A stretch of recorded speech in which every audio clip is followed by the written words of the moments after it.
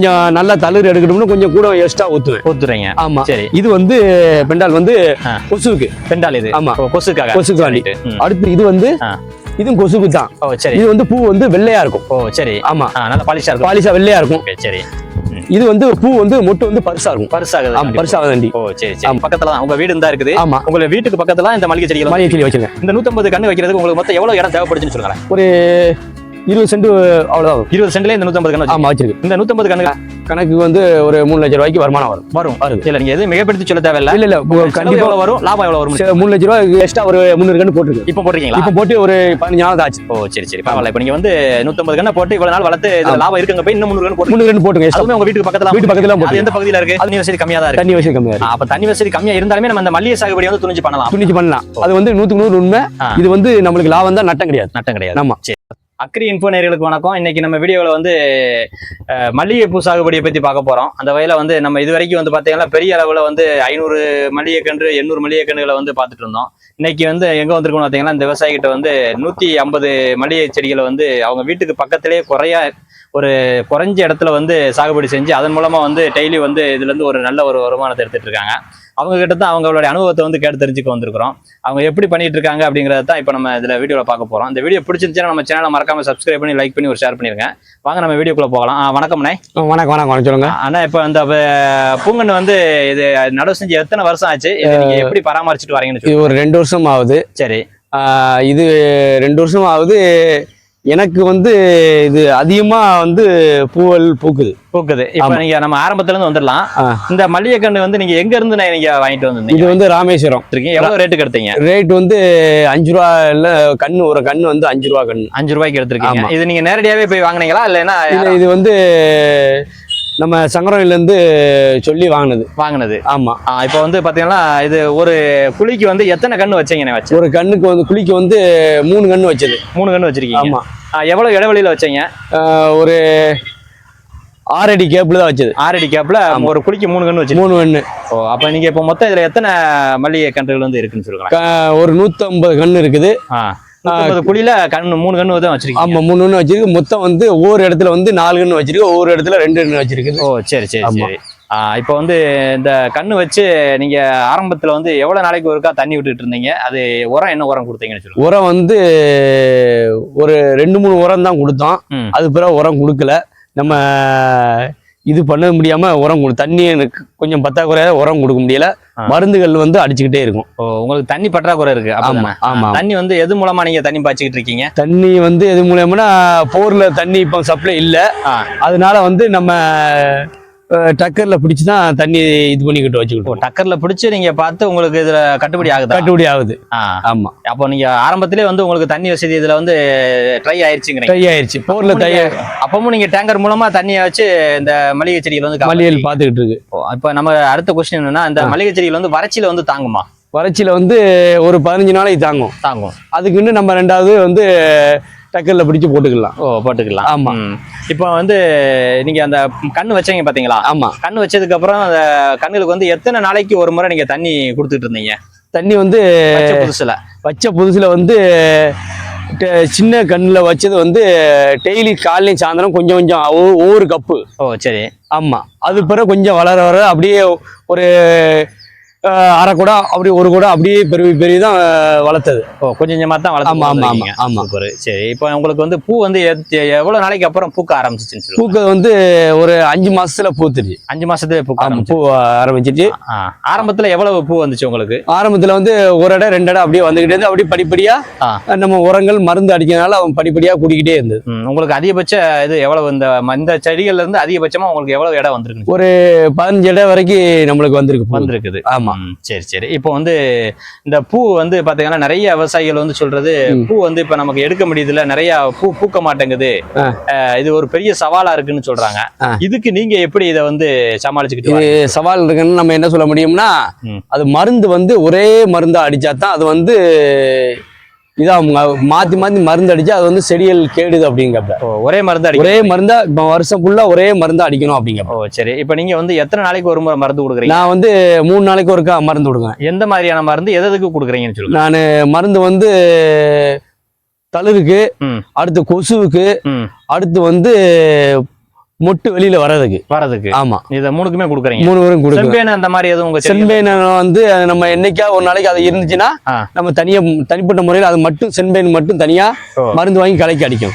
இருந்தா மட்டும் அடிக்கணும். அது செடிக்கு பின்னாடி மட்டும் அதுல பார்த்தா வெள்ளை வெள்ளையன்னு இருக்கும். ஆமா, அதை வந்து நம்ம தனி போன்ற முறையில அடிச்சுக்கணும். சரிண்ணா, இப்ப வந்து நீங்க இந்த தளிர் எடுக்கிறதுக்கு, அப்புறம் வந்து இந்த முட்டை எடுக்கிறதுக்கு, வெளியில வர்றதுக்கு, ஆமா, இந்த இதுகளுக்கு வந்து எந்த ஒவ்வொரு இதுக்கும் ஒவ்வொரு மாதிரி மருந்து கொடுக்குறீங்களா, இல்ல மொத்தமா எல்லாத்துக்கும் சேர்த்தே ஒரு மருந்து கொடுக்குறீங்களா? இப்ப மொத்தம் வந்து பூ தளிருக்கு, பூ வர்றதுக்கு எல்லாத்துக்கும் சேர்த்து ஒரு 4 மருந்து சேர்த்து கொடுக்கும். அதை சொல்ல முடியுமா? என்னன்னா சேர்த்து சொல்லலாம். சொல்லுங்க, காமிக்கணும். வச்சிருக்கீங்களா? ஆமா, வச்சிருக்கேன். இதா பாருங்க. இது என்ன மருந்து? இது வந்து தளிருக்கு. ஓ சரி. ஆமா, இது தளிர் எடுக்க வேண்டி. ஆமா, தளிருக்கு எடுக்க. என்ன விதத்துல கொடுப்பீங்க? கொடுக்குறது இது வந்து அவங்க வந்து ஒரு மில்லி அளவு கொடுத்துருக்காங்க. ஓ சரி. நான் வந்து அவங்க ஒரு அளவு கொடுத்துருக்காங்க. நான் வந்து கொஞ்சம் எக்ஸ்ட்ரா, கொஞ்சம் நல்லா தளிர் எடுக்கணும்னு கொஞ்சம் கூட எக்ஸ்ட்ரா ஊத்துறீங்க. ஆமா சரி. இது வந்து பெண்டால் வந்து கொசுவுக்கு. பெண்டால் இது. ஆமா, கொசுக்காண்டி. அடுத்து இது வந்து இதுவும் கொசுக்கு தான். ஓ சரி. இது வந்து பூ வந்து வெள்ளையா இருக்கும். ஓ சரி. ஆமா, நல்ல பாலிஷா இருக்கும். பாலிஷா வெள்ளையா இருக்கும். சரி.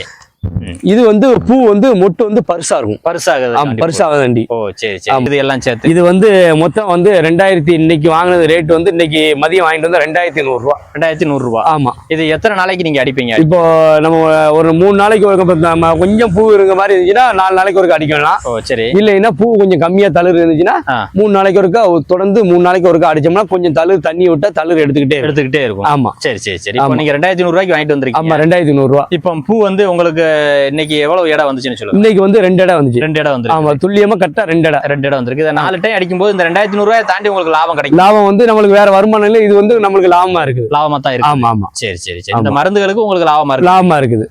இவ்வளவு மருந்து கொடுக்கும்போது உங்க செடிகள் வந்து மலட்டுத்தன்மை ஏற்படாதா? மலட்டுத்தன்மைனா நம்ம வந்து செடியை அறுத்து விட்டு நம்ம இது பார்க்கணும். அடுத்து ஒரு வாரத்துல நம்ம அறுத்து விடுற மாதிரி பாத்துக்கணும். திரும்ப நீங்க கவாத்து பண்ணிடுவீங்க? கவாத்து பண்ணணும். ஓ சரி சரி. இப்ப இந்த பூ வந்து இப்ப சீசன் இல்ல, ரேட் கூட இருக்கும், ரேட் கூட வந்து விட்டுருக்கீங்க. கவாத்து பண்ண முடியாது. கவாத்து பண்ணாம வச்சிருக்கீங்க. இனி அடுத்து பனிக்கு சீசன் ஆரம்பிக்கும் போது கவாத்து பண்ணிடுவீங்க. அவ்வளவுதான். ஓ சரி சரி. இப்ப வந்து பாத்தீங்கன்னா, இப்ப நீங்க வந்து உங்களுடைய வீட்டுக்கு பக்கத்துல தான் உங்க வீடு இருந்தா இருக்குது. ஆமா, உங்களுடைய வீட்டுக்கு பக்கத்துல இந்த மல்லிகை செடி வச்சிருக்கேன். இந்த 150 கண்ணு வைக்கிறதுக்கு உங்களுக்கு மொத்தம் எவ்வளவு இடம் தேவைப்படுச்சுன்னு சொல்லுங்களேன். ஒரு 20 சென்ட் அவ்வளவுதான். 20 சென்ட்ல இந்த 150 கண்ணு வச்சிருக்கு. இந்த 150 கண்ணுகள்ல இப்ப நீங்க வச்சு 2 வருஷம் ஆச்சு. 2 வருஷம் ஆச்சு. இதுல உங்களுக்கு வருமானம்னு பார்த்தா ஒரு வருஷத்துக்கு ஆவரேஜுக்கு எவ்வளவு இருக்கும்? வருஷத்துக்கு ஆவரேஜ் நம்ம கணக்கு வந்து ஒரு 3 லட்சம் ரூபாய்க்கு வருமானம் வருது. இல்ல நீங்க எதுவும் மிகப்படுத்தி சொல்ல தேவையில்ல. இல்ல கண்டிப்பா எவ்வளவு வரும், லாபம் எவ்வளவு வரும்? 3 லட்சம் ரூபாய்க்கு நம்ம வருமானம் வருதுன்னா ஒரு 50,000 70,000 ரூபாய் செலவு வந்து. ஆமா சரி சரி. ஏன்னா இப்ப வந்து பாத்தீங்கன்னா நிறைய பேருக்கு வந்து பாத்தீங்கன்னா வீட்டுக்கு பக்கத்துல இடம் இருக்கும். ஆனா அவங்க என்ன செய்யலாம் அப்படின்னு சொல்லி அவங்களுக்கு ஒரு யோசனை இருந்துகிட்டே இருக்கும். அவங்களுக்கு நீங்க சொல்ற இந்த டிப்ஸ் வந்து கண்டிப்பா வந்து பயனுள்ள வகையில இருக்கணும். ஆமா, அதுக்காகத்தான் நம்ம இந்த கொஸ்டின் வந்து திரும்ப கேட்கறது. அப்புறம் வந்து பாத்தீங்கன்னா, நீங்க இந்த மளிகை செடிகளுக்கு கள மருந்து அடிக்கிறீங்களா? கள மருந்து இன்ன வரைக்கும் நம்ம அடிச்சது கிடையாது. அடிக்கவும் கூடாது. அடிச்சோம்னா நம்ம இந்த மண்ணு வந்து எப்படின்னா ஒரு மாதிரி இதாகி அது அடியில வந்து ஒரு உரச்சத்து இல்லாம போயிடும். அதனால நமக்கு பூ கிடைக்காது. கண்டிப்பா. ஆமா. இது வந்து எல்லாமே வந்து பாத்தீங்கன்னா வெளிர் நிறத்துல இருக்குது, மஞ்சள் நிறத்துல. இது எதுவும் நோய் தாக்கமா இல்ல நோய் தாக்கம்ல. இது மருந்து அதிகமா கொஞ்சம் எக்ஸ்ட்ரா ஊத்துனால மருந்துகள் இதாவது, அதனால அந்த கலர்ல இருக்கு. மாறிக்கிடும். அது வந்து நம்ம பச்சை ஆவதுக்கு மருந்து இருக்குது. அது வந்து நம்ம வாங்கினோம்னா அதை மாத்திக்கலாம்.